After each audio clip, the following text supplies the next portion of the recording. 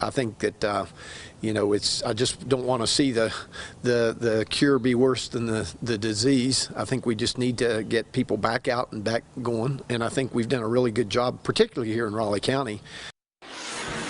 And welcome back to Opening West Virginia. We're going to turn our attention now to how the West Virginia business, economy, and even religious life will recover from the economic damage caused by the COVID-19 pandemic.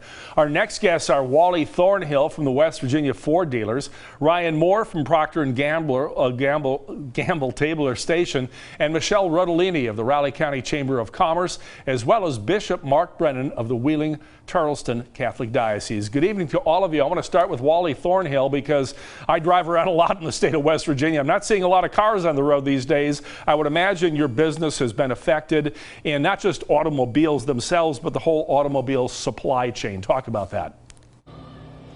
Well, yeah, thanks for having me on, Mark. We're really doing a lot in the automobile industry, our advertising and everything. It's called, Automotive News calls it the great restart of 2020.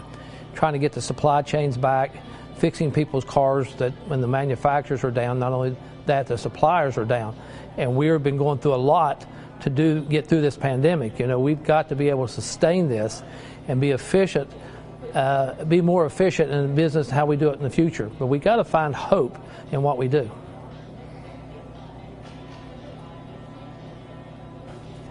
I want to check in with Ryan Moore, who's with Procter & Gamble. He's out in the Eastern Panhandle, courtesy of our station WDVM.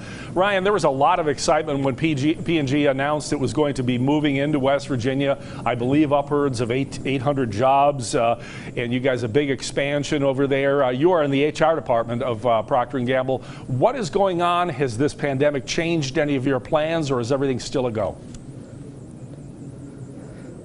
Well, it's great talking to you, and thank you for asking. So we actually have over 1,400 P&Gers working every day, making brands that people trust for their families, for themselves, not just throughout the Eastern Panhandle of West Virginia, but actually throughout the country and the globe. And so we really have, done a great job of making sure that we keep our employees protected and making sure that they feel and that they know that there's a safe place for them to work. So that way we can continue to make these trusted brands that people rely on every single day for themselves and their families. Eastern Panhandle has been one of the economic bright spots in the state. It's been a bit difficult in other places. Let's check in with Michelle Rodolini. She is with the Raleigh County Chamber of Commerce. How have things been in your community, and what changes do you need to see to help the business community in the Raleigh County area of the state? Hi, thank you for having me. Yes, here in Raleigh County, everyone has really had to adapt to the change in demand.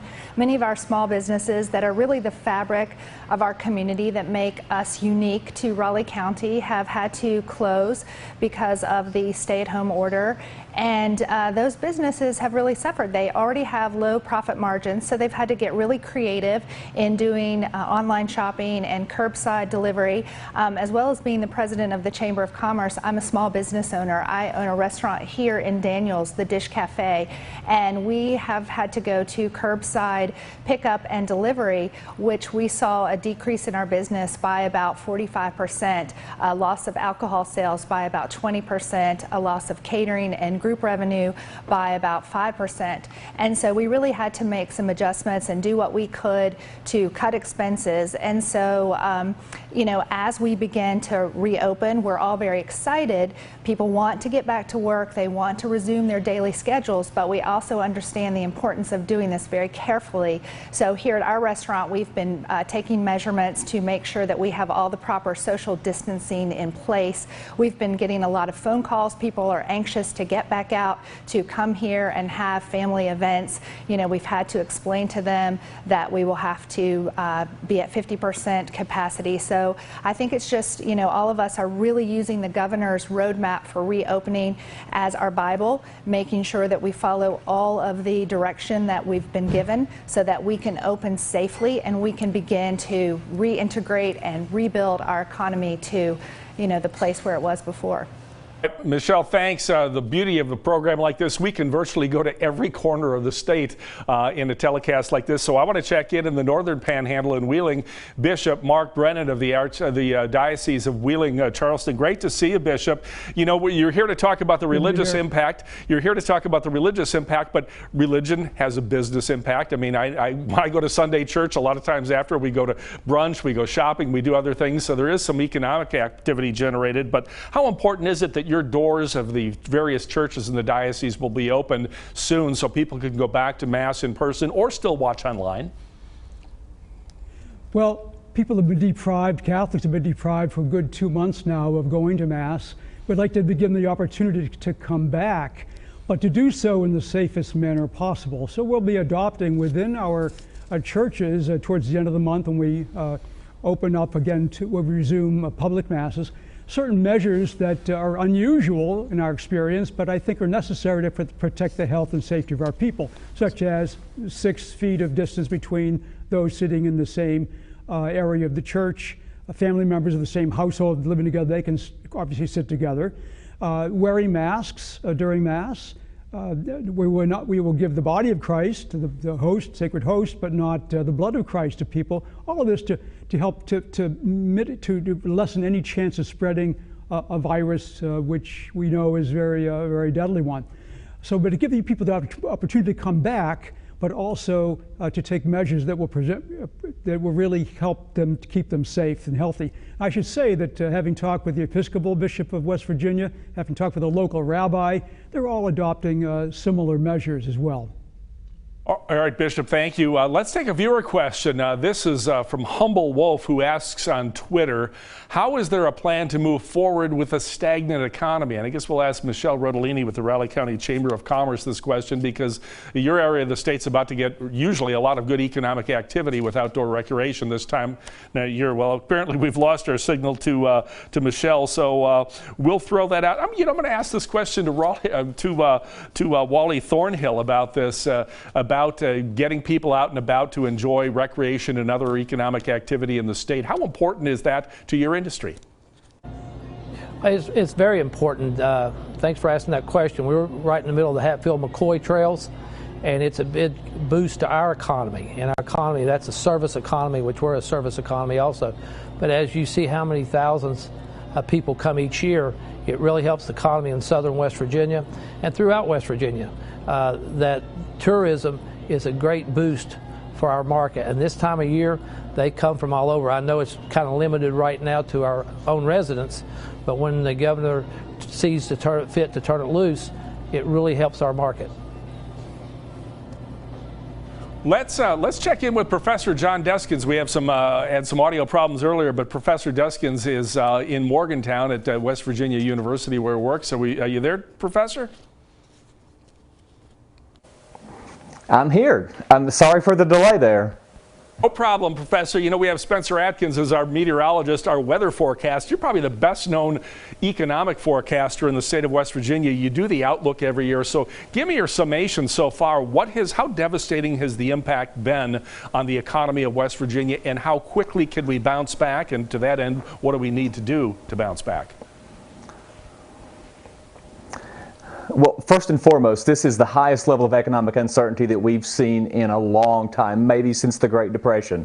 And it's been pretty devastating. We're talking about something around 1 out of 5 people in West Virginia who want to work are unable to find a job, an unemployment rate of around 20%.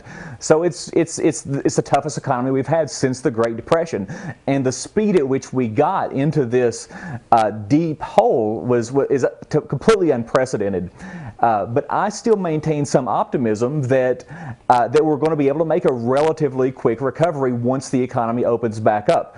The issue is the cause of this recession is so clearly defined, more so than any other recession that I can think of. It's a very clear cause, and when that cause is eliminated, when we start going out, when we open up again, I think we can have some hope for a pretty quick recovery. I want to ask a similar question to Ryan Moore of Procter & Gamble over in the Eastern Panhandle. Ryan, obviously other states were in the bidding to get P&G to come here, but you guys selected West Virginia. I ask this question because there may be some lessons learned here for the state as going forward as we try to repair our economy that you guys can offer. Why did you pick West Virginia, and what is it about this state that attracted you so much that might lure other companies here? Yeah. Well, first and foremost, when you think about the location, we can reach 80% of our customers within a 24-hour drive of this immediate location. So strategically, it's best in terms of making sure we can get our products to our customers and via then to the consumers in a strategic fashion in that way. Second, you think about availability, workforce, and then overall, the right location that can meet then our needs from resources and things like that. And so when this process started a couple years ago, and we've been in production making some of our well-known brands for the last 3.5 years, it's still an ever-going process, but we certainly are proud to have called this place home in the Eastern Panhandle, specifically Berkeley County, and we've actually expanded since what we've originally shared. So as you said earlier, it's about 800 employees. Now we're at 1,400 employees, the Procter & Gamble employees that show up every day making the brands that people trust before, during, and even after this crisis is completed. All right, I want to ask Michelle Rodolina the same question or a similar question. Michelle, I only got about 30 seconds for you though, but what are some of the things we need to do to start attracting businesses to this state as we pull out of this crisis? Well, as we begin to pull out of this crisis, I think that businesses are going to find our area very attractive. Rural America is more attractive, I think, than metropolitan areas right now. As the governor said earlier, we've been very successful in keeping this pandemic at bay. So what better place to be than to be in West Virginia right now? Michelle, thanks. I want to give Bishop Brennan the last word here because I think this is a very all right. Bishop Brennan is not with us. So we are the COVID-19 pandemic put the Mountain State's medical infrastructure to the real test this year. Coming up next, we're going to talk about how our medical system stood up to the task and the lessons that we've learned that will apply in case there's another surge or another pandemic. That's coming up next.